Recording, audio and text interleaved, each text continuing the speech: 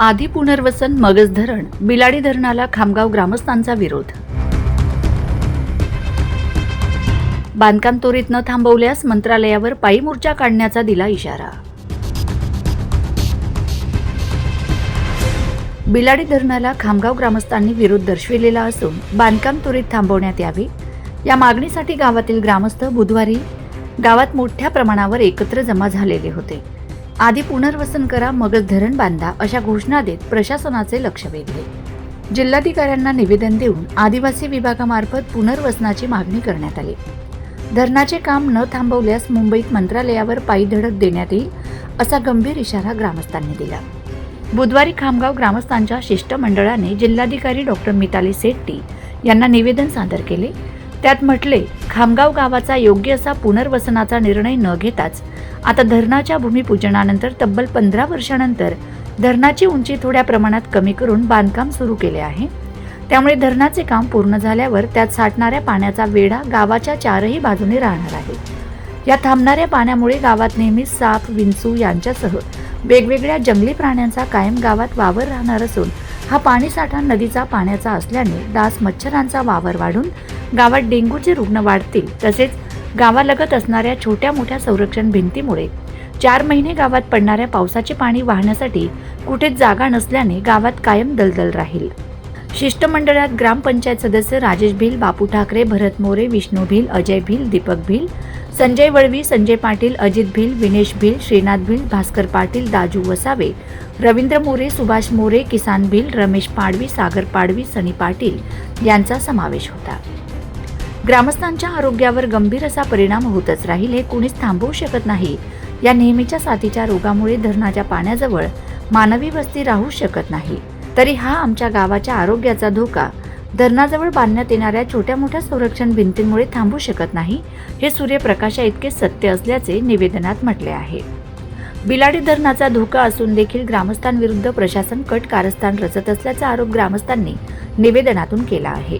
धरणामुळे नेहमीच साथीच्या रोगांना वैतागून त्यांच्या संपत्तीचा कोणताही मोबदला न घेता ते आपली घरे दारे सोडून जावीत व संपूर्ण गाव कोणताही मोबदला न देता खाली केले जाईल, यासाठी जिल्हा प्रशासन व संबंधित विभागाने हे षडयंत्र अत्यंत हुशारीने व थंड डोक्याने जाणीवपूर्वक खामगाव ग्रामस्थांविरुद्ध रचले आहे। खामगाव हे पेसा अंतर्गत येत असल्याने खास बाब म्हणून राज्याच्या आदिवासी विभागामार्फत पुनर्वसन करण्याची शिफारस जिल्हा प्रशासनाने राज्याच्या आदिवासी विभागाकडे करावी। गावाच्या पुनर्वसनाच्या बाबत ठोस निर्णय घेत नाही तोपर्यंत धरण बांधण्यात येऊ नये, अन्यथा ग्रामस्थ मंत्रालयापर्यंत पायी मोर्चा काढतील। धरणाचा विरोध करण्यासाठी ग्रामस्थांनी गावात सकाळपासूनच गर्दी केली होती। ग्रामस्थांचे जथ्थे ग्रामपंचायत कार्यालयाच्या आवारात सकाळी 11 वाजता एकत्र जमा झालेत। यावेळी वृद्ध महिलांची संख्या सर्वाधिक होती। त्यांनी प्रशासनाचे लक्ष वेधण्यासाठी हातात मागण्यांचे फलक झळकवले। तुमचे धरण आमचे आरोग्य, आधी पुनर्वसन मगच धरण, नवापूर रस्त्यावर दिलेल्या शासकीय जागेवरच गावाचे पुनर्वसन करावे अशा घोषणांचे लोकांनी लक्ष वेधले।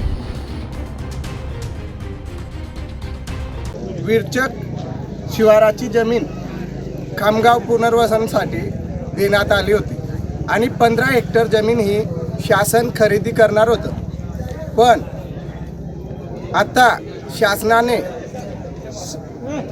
ती जमीन नाही धरणाची उंची कमी करून धरणाची उंची 22 पॉईंट होती, 22 मीटर 5 पॉईंट होती। ती उंची 4.70 मीटर कमी करून 17 पॉईंटवर आणली आहे। तर गावाचे पुनर्वसन हे टाळत असल्यामुळे आम्हा गावकऱ्यांचा तीव्र विरोध आहे।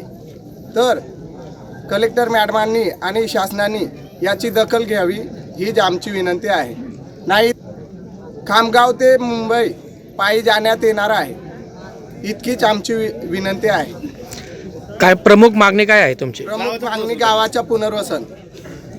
धरण काम जोपर्यंत पुनर्वसन होत नाही तोपर्यंत धरणाचं काम थांबवून देण्यात यावे ही विनंती गावकऱ्यांची आहे, नाही तर तीव्र आंदोलन करण्यात येणार।